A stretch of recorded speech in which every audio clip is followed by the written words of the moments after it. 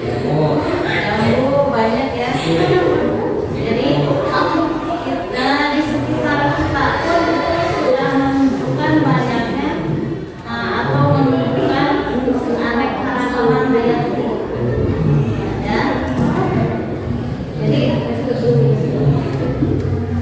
tidak hanya di sekolah beragam tidak?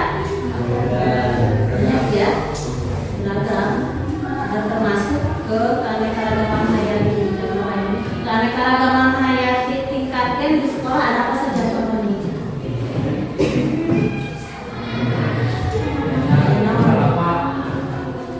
Kalapas kan tahu? Coba di lapangan bola atau di kebun sekolah ada rumput tuh? Ada. Rumputnya satu jenis tidak? Tidak. Contohnya yang mau? Ada rambutan. Nah itu salah satu contoh keanekaragaman. Kalau tingkat keanekaragaman jenisnya yang ideal lingkungan sekolah yang mulai di sawah emang tadi jajan only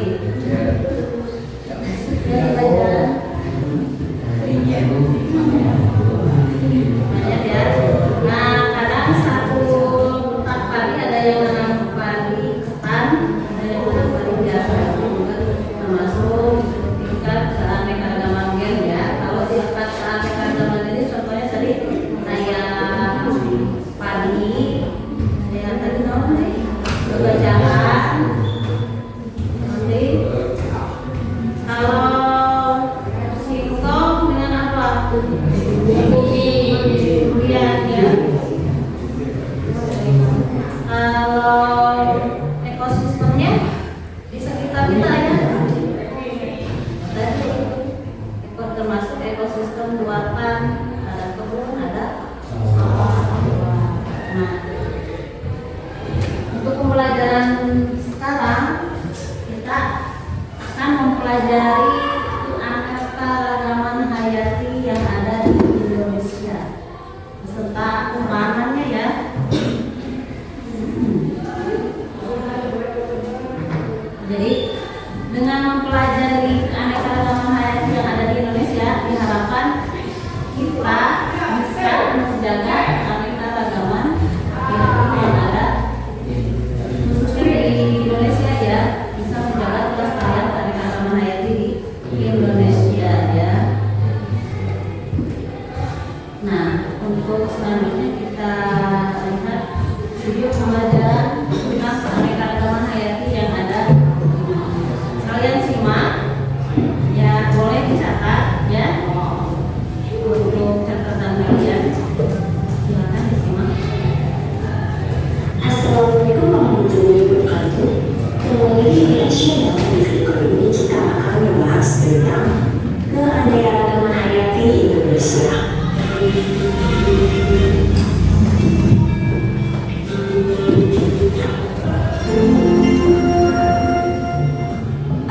Indonesia merupakan negara kepulauan terbesar di dunia dengan berbagai keadaan alam yang berbeda dan kekhususan kehidupan di dalamnya. Hal inilah yang menyebabkan Indonesia memiliki keanekaragaman flora, fauna, dan mikroorganisme yang tinggi. Indonesia merupakan negara megabiodiversitas.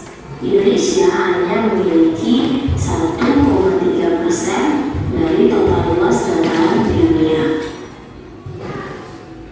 tetapi memiliki keanekaragaman spesies yang tinggi. Indonesia memiliki sejumlah spesies endemik tertinggi di dunia. Spesies endemik terbanyak terdapat di Sulawesi, Papua, dan Kepulauan Mentawai di pantai barat Sumatera. Keanekaragaman hayati tertinggi terdapat di Papua, kemudian di Sumatera, Kalimantan, Jawa, Sulawesi, dan Maluku. Contoh hewan endemik Indonesia yaitu Rheocorsa rothschildi atau burung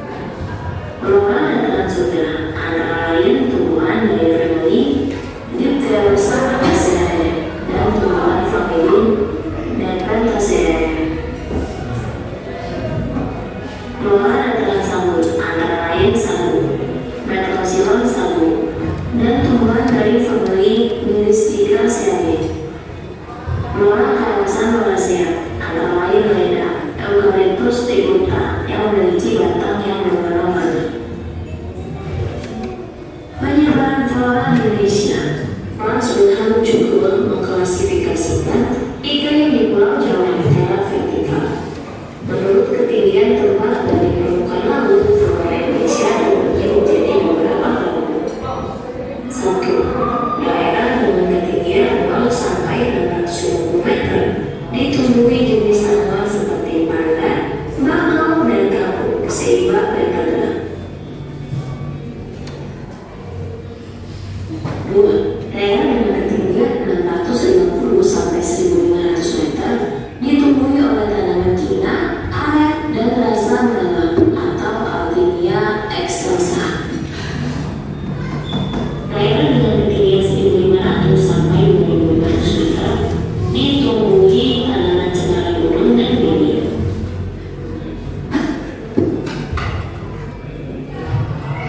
Daerah dengan ketinggian di atas 2.500 meter ditumbuhi oleh tanaman seperti lumut, niken, dan bunga egois.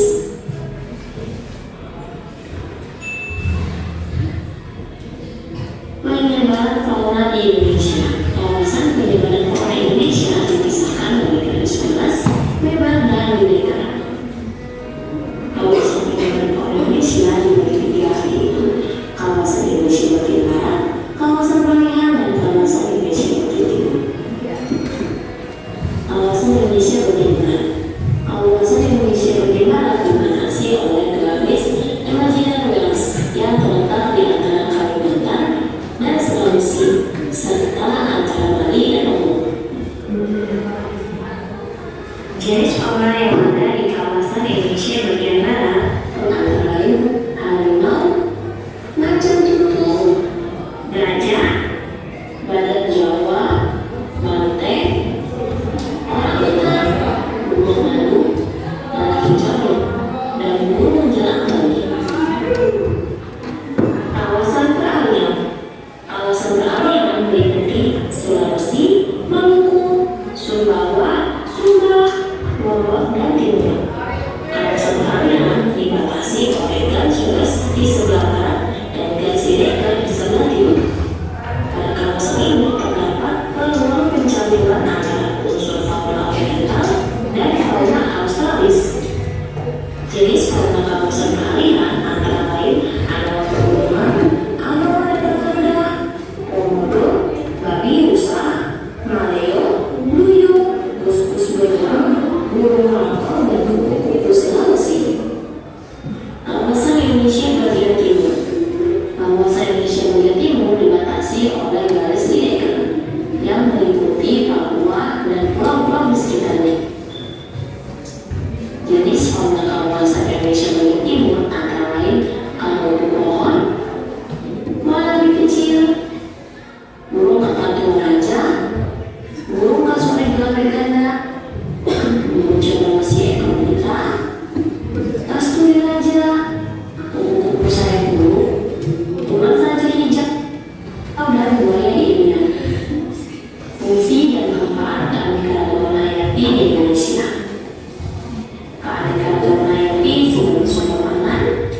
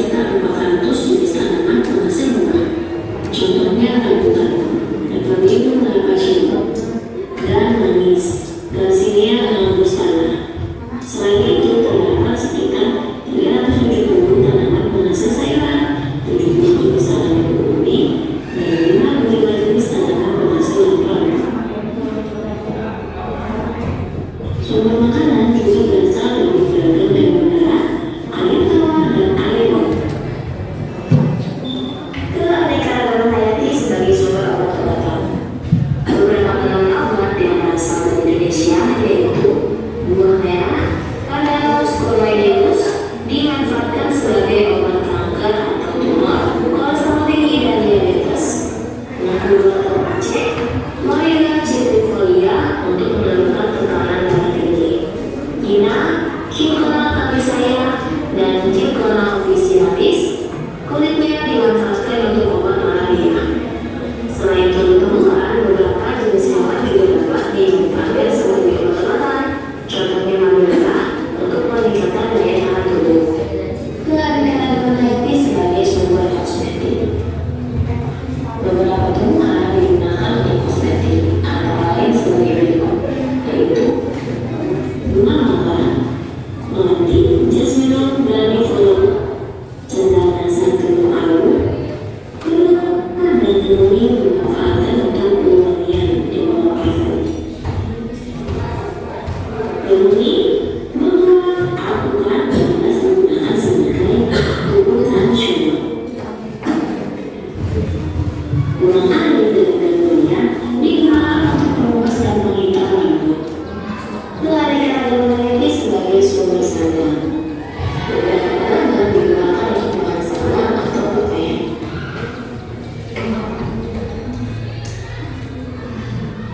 Yaitu Bomberia nivea, Ampas, Gossypium arboreum, Sisal, Agavesis-Salana, Keras dan Jute dimanfaatkan selanjutnya untuk digital menjadi kain atau bahan pakaian.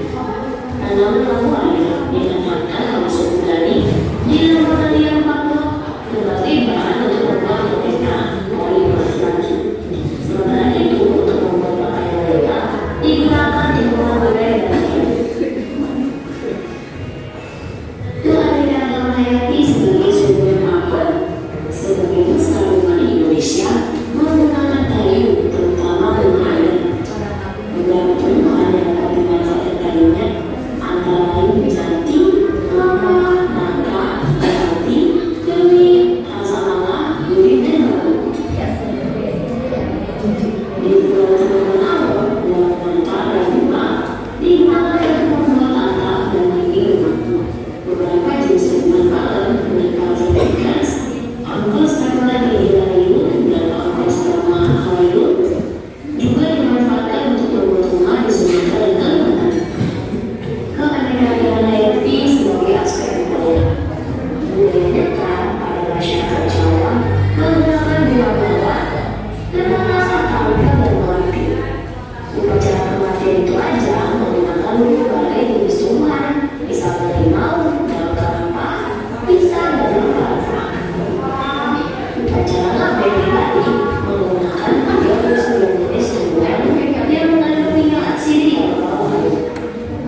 Kemudian daun dan kelapa gading juga digunakan untuk menghadirkan abu jenazah ke sungai. Umat Islam menggunakan hewan ternak dengan adanya kurban, dan umat Nasrani menggunakan upacara sebagai perayaan Natal. Keanekaragaman hayati sebagai sumber plasma nutfah. Plasma nutfah atau sumber daya genetik adalah bagian tubuh tumbuhan, hewan, atau mikroorganisme yang mempunyai fungsi dan kemampuan mewariskan sifat. Setiap organisme yang masih liar di alam maupun yang sudah dipelihara oleh manusia mengandung plasma nutfah. Plasma nutfah berguna untuk mengurangi aktivitas umur pada suatu spesies. Misalnya spesies yang tahan terhadap suatu penyakit atau memiliki produktivitas tinggi. Plasma nutfah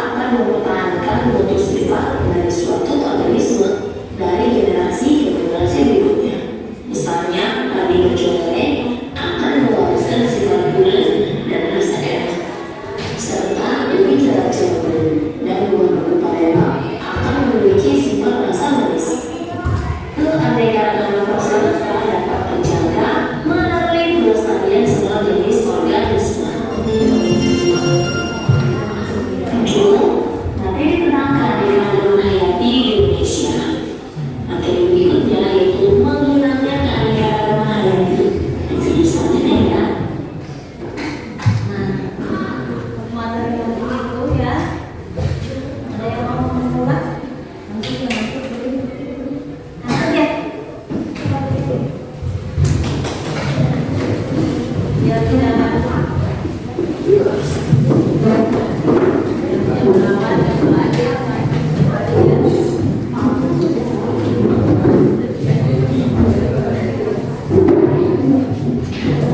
ada yang mau saya dulu boleh.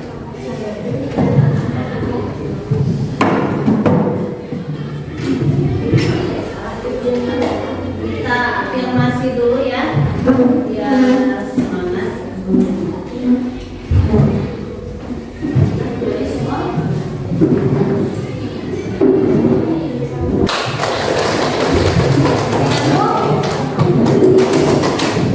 masih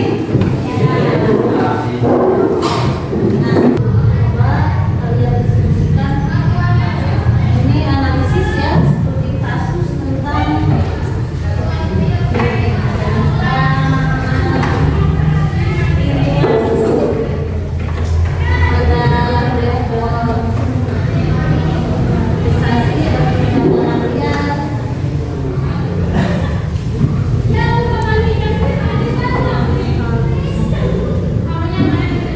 ya, coba setelah kalian mempelajari keanekaragaman Indonesia, ternyata di Indonesia itu banyak sekali ya.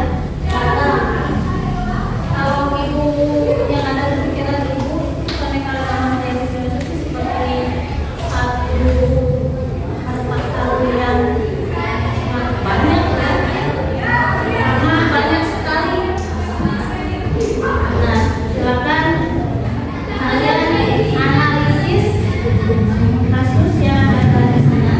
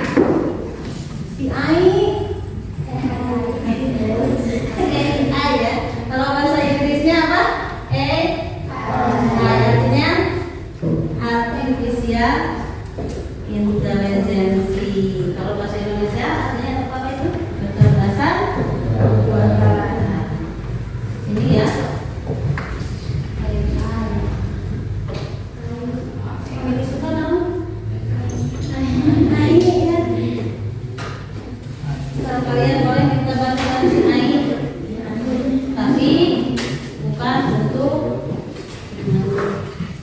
hanya membantu ya, bukan untuk menyerahkan pekerjaan kalian ke kita ya. Boleh silakan. Sekarang ada kata-kata yang sulit dipahami, boleh cari di perpustakaan Google. Yang ada di, kalau yang tidak ada di paket ya.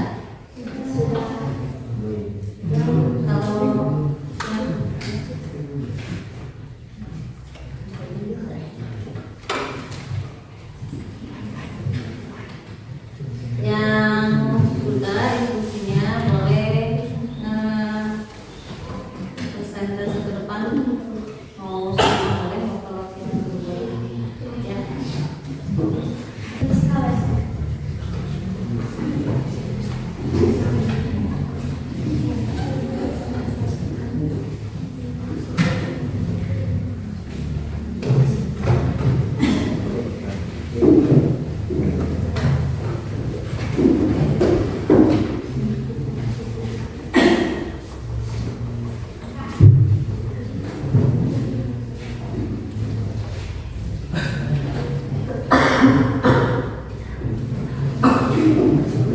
Untuk kelompok lain silakan perhatikan presentasi dari kelompok yang di depan.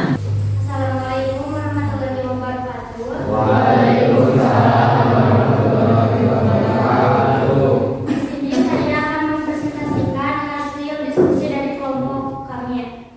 Bagaimana jika harimau Sumatera punah? Apa dampak terhadap keanekaragaman hayati? Jawabannya, hilangnya harimau di alam akan mengganggu rantai makanan dan mengakibatkan lonjakan jumlah populasi satwa di bawahnya. Akibatnya, keseimbangan ekosistem hutan alam akan terganggu karena jejaring makanan berubah seiring meningkatnya populasi spesies herbivora yang mengonsumsi tanaman muda. Kemudian membahas tentang harimau Sumatera terancam punah akibat dari perburuan dan perdagangan liar. Kaitannya dengan tadi dengan negara-negara itu ya. Untuk kelompok lain silakan, ada yang mau ditanyakan tentang perburuan liar.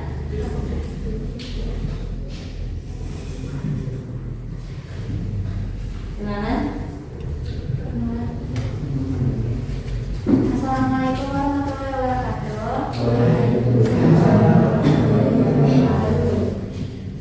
Saya ingin bertanya.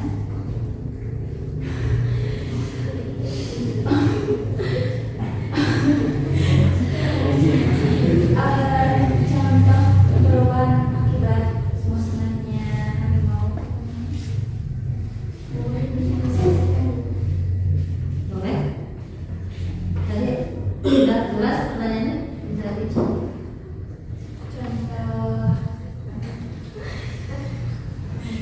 Contoh akibat dari perpunahan harimau.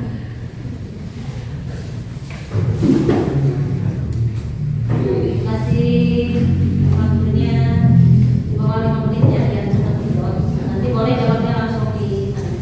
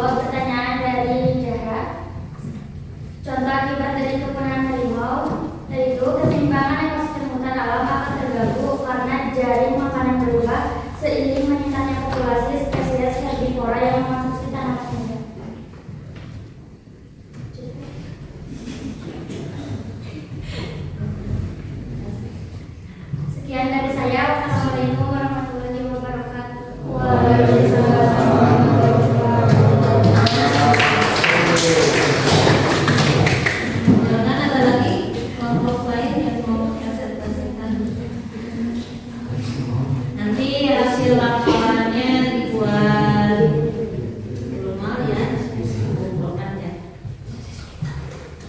Ayo, perwakilan kelompok laki-laki satu saja karena waktunya sudah memungkinkan semua tampil ya. Jadi dari kelompok laki-laki silakan. Oleh perwakilan saja atau mau semua ke depan dulu.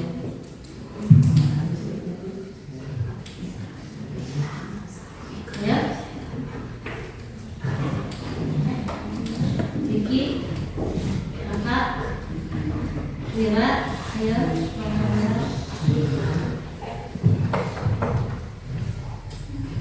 Sebelum Ibu Paksawan, Ibu Paksawan, Ibu tunggu relawan yang mau ke depan silakan. Boleh perwakilan.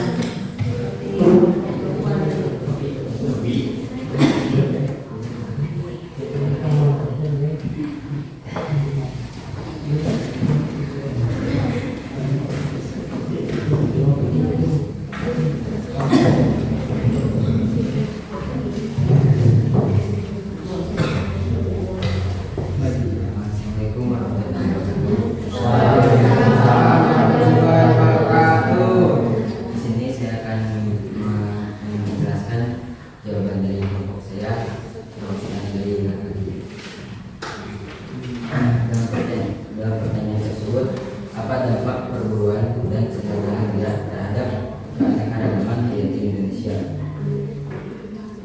Jawabannya, dampak perburuan liar menimbulkan gangguan yang signifikasi pada keseimbangan ekosistem. Ketika predator puncak diburu secara berlebihan, populasi langsanya dapat meledak dan merusak vegetasi. Dampak perdagangan liar tidak hanya dirasakan oleh alam, tetapi juga oleh manusia. Perburuan liar dapat mengurangi pendapatan dari sektor peristiwa. Ketika populasi satwa liar menurun, hewan yang tersisa mungkin sering lebih memasuki wilayah pemukiman manusia untuk mencuri makanan sehingga menimbulkan ancaman bagi keselamatan manusia. Sebelumnya ada yang mau ditanyakan? Silakan dibatasi satu pertanyaan ya.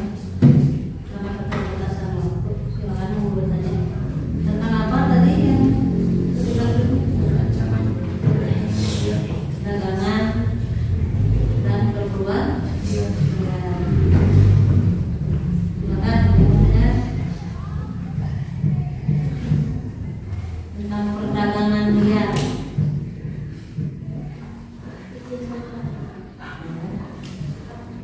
Contoh perdagangan liar. Contoh perdagangan liar, contohnya keunikan dari satwa, contohnya burung cendrawasih. Cendrawasih kan unik dengan apa namanya, dengan warna ekornya yang luar biasa. Jadi untuk membuat perhiasan yang hias seperti apa, baju sering diburu kan, jadi bagus dapat.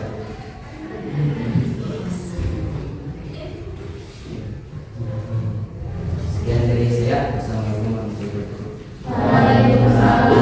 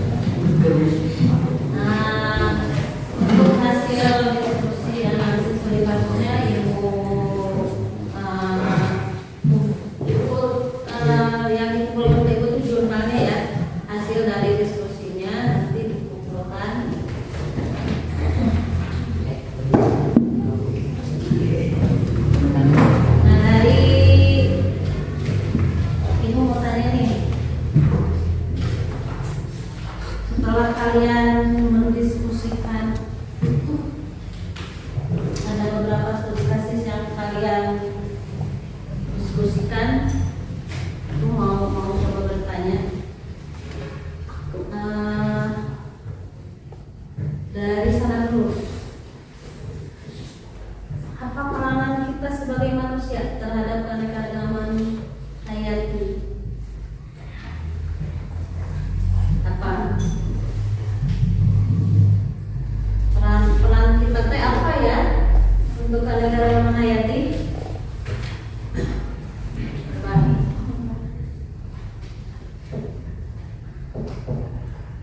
Mau yang lain juga boleh, silakan. Boleh. Iya nanti perannya untuk menjaga keanekaragaman. Menjaga keanekaragaman. Sama ya, menjaga. Ada yang lain? Peran kita sebagai manusia terhadap keanekaragaman ini? Ya, melestarikan. Bagus. Ada yang lain?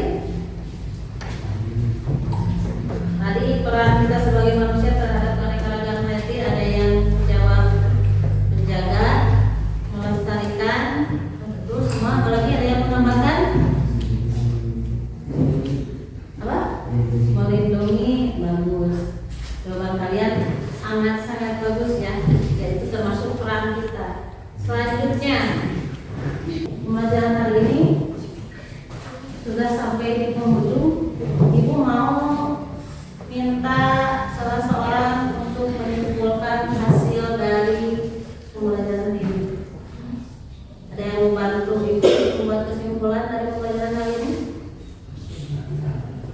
Atau mau ditunjuk? Bila? Coba simpulkan.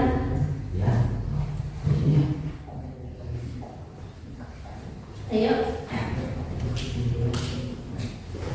Silakan. Atau perempuan? Simpulan dari pembelajaran hari ini apa? Pentingnya kita untuk menjaga keanekaragaman hayati. Oke. Jadi kita hari ini belajar tentang bagaimana pentingnya menjaga keanekaragaman hayati agar tetap bisa bermanfaat untuk kehidupan. Ini adalah salah satu kesimpulan yang dapat kita tarik dari pembelajaran hari ini. Aku mau tahu refleksi kalian hari ini, bagaimana pembelajaran hari ini? Apakah menyenangkan atau tidak senang, atau silakan ada yang mau perwakilan, boleh kalian menggambarkan suasana hati kalian saat belajar hari ini di papan tulis. Boleh gambar kalau sedih, gambar sedih, gambar senang, boleh gambar emos untuk merefleksikan perasaan kalian hari ini.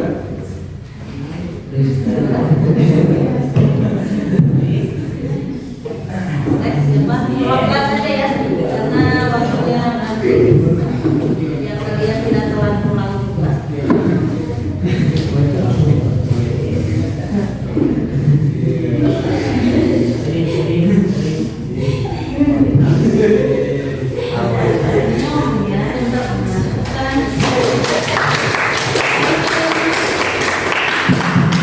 Bagaimana? Sama senang?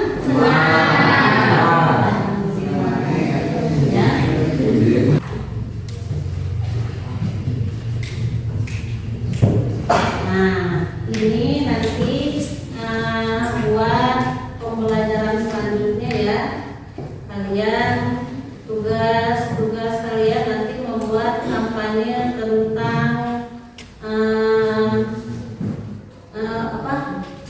perlindungan atau pentingnya menjaga keanekaragaman hayati, atau bisa juga membuat kampanye konservasi ya. Itu buat tugas minggu depan ya. Nah, untuk pembelajaran hari ini 4 sampai di sini. Semoga yang kita pelajari ini dapat bermanfaat untuk semua ya.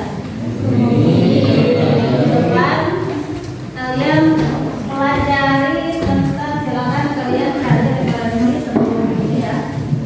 Kita akan pelajari upaya pelestarian keanekaragaman hayati.